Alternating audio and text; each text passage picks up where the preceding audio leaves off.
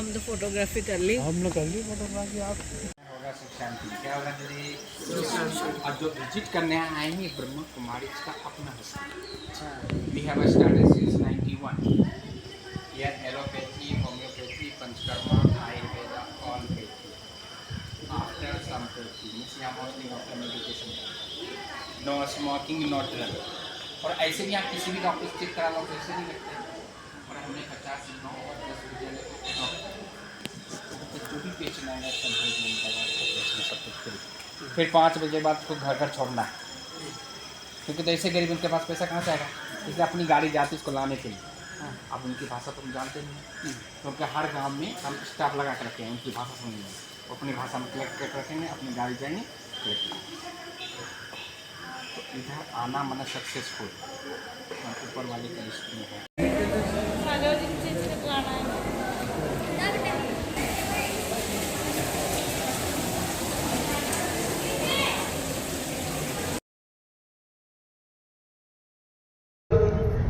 ज्ञान सरोवर सभागार में उपस्थित है।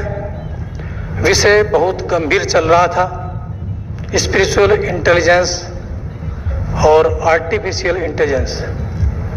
इस पर मैं भी आर्टिकल लिख चुका हूँ। लेकिन जो काम दुनिया में ब्रह्मा कुमारी संस्था हिंदी के माध्यम से कर रही है, आप सभी जानते हैं कि जो ईश्वरीय वाणी आती है, मुरली आती है, उसकी मूल भाषा हिंदी है। और इस संस्था के संस्थापक ब्रह्मा बाबा कहा करते थे कि परमात्मा की वाणी हिंदी है और हिंदी जन्म की भाषा है। चूंकि मैं एक ऐसी संस्था से आता हूं जिसकी स्थापना सन 800 ईस्वी में हुई थी, विक्रमशिला हिंदी विद्यापीठ, जो हिंदी के लिए वैश्विक स्तर पर काम कर रही है। और सन 800 ईस्वी में उस विद्यापीठ में 3000 विद्यार्थी पढ़ते थे।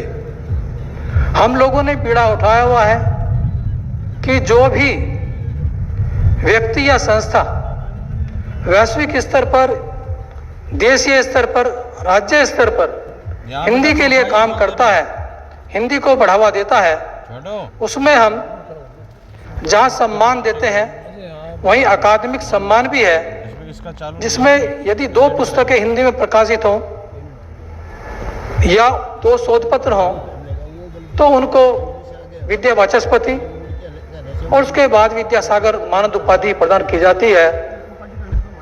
कुछ अन्य सम्मान है।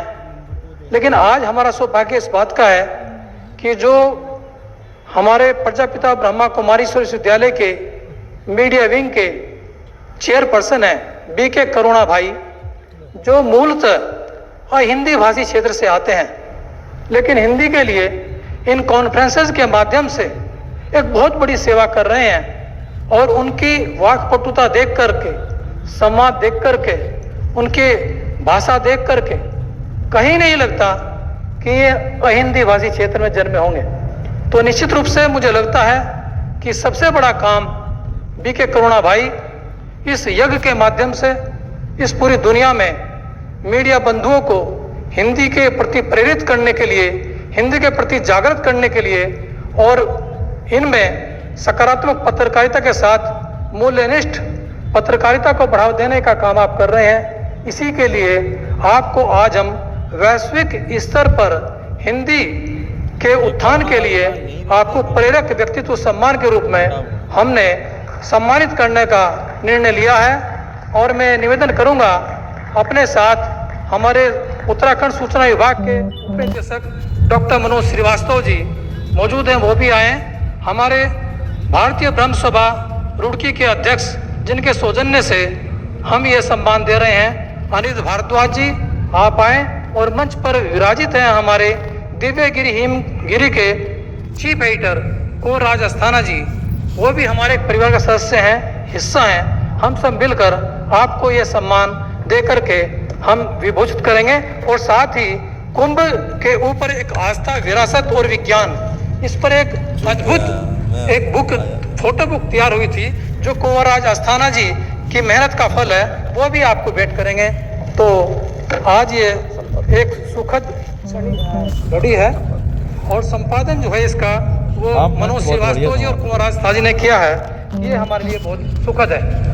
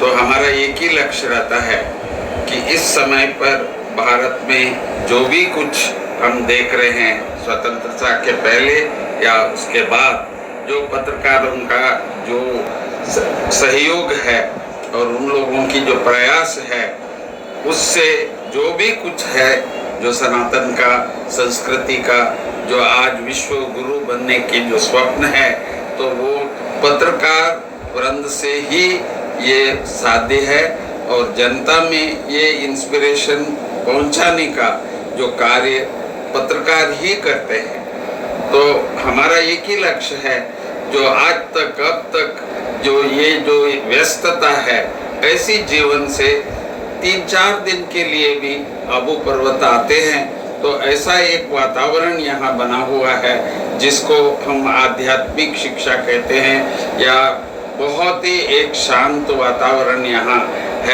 है और उसका लाभ लेने के लिए अपने फैमिली के साथ यहाँ आकर के ये आनंद ले सकते हैं और अपने अंदर फिर से एक पवित्र स्थान का एक पवित्र ऊर्जा लेके फिर से वापस जाकर अपना जहाँ भी सेवा करते हैं वो जनता तक पहुँचाने का जो कार्य करते हैं तो वो कर रहे हैं। और हमारा इस साल हमारे सभी बंधुओं से यही निवेदन होता है कि भाई यहाँ से आप जाकर के समय के अनुसार आज आप क्या चाहते हैं कि जनता से, तो उनको एक इंस्पिरेशन अपने अनुभव से करा सके, तो वही आशा रख के हम लोगों ने ये कॉन्फ्रेंस रचा है।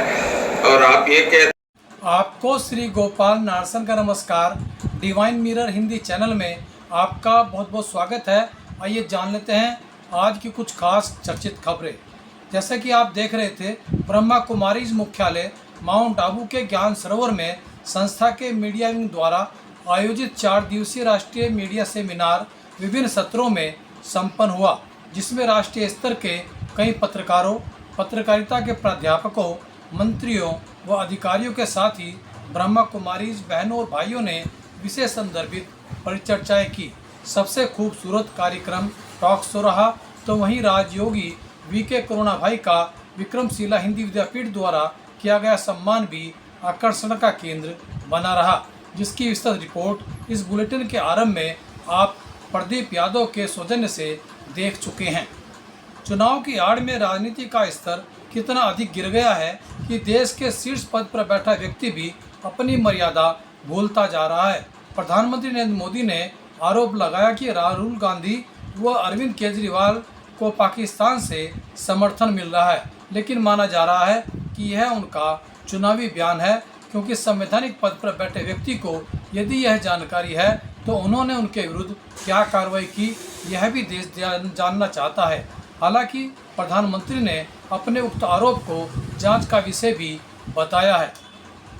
भीषण गर्मी के बीच एक राहत देने वाली खबर आ रही है। इस बार वर्षा सामान्य से अधिक हो सकती है। मौसम विभाग को उम्मीद है कि 30 मई के बाद शरीर तपने वाली गर्मी से थोड़ी राहत मिलने की उम्मीद है। साथ ही भीषण गर्मी में काला कोट पहनने की वकीलों की व्यवस्था को लेकर सुप्रीम कोर्ट में एक अर्जी लगाई गई है। इस अर्जी की जो व्यवस्था है वो यह है कि इस समय बड़ी गर्मी हो रही है और जिसके कारण काला कोट पहनने से जहां गर्मी बढ़ जाती है वहीं शरीर पर भी इसका प्रतिकूल प्रभाव पड़ता है। इसी कारण वकीलों ने अर्जी के माध्यम से काले कोट से गर्मियों के मौसम में काले कोट से मुक्ति देने की मांग की है। गाजा में इजराइल हमले से कम 160 लोगों के मरने की खबर है। ये हमले लाल अस सुल्तान, जबवालिया, नुसीरत व गाजा शहर में हुए हैं। हिंसक हमलों के कारण कई जिंदा जल गए और कई सोते हुए ही चल बसे।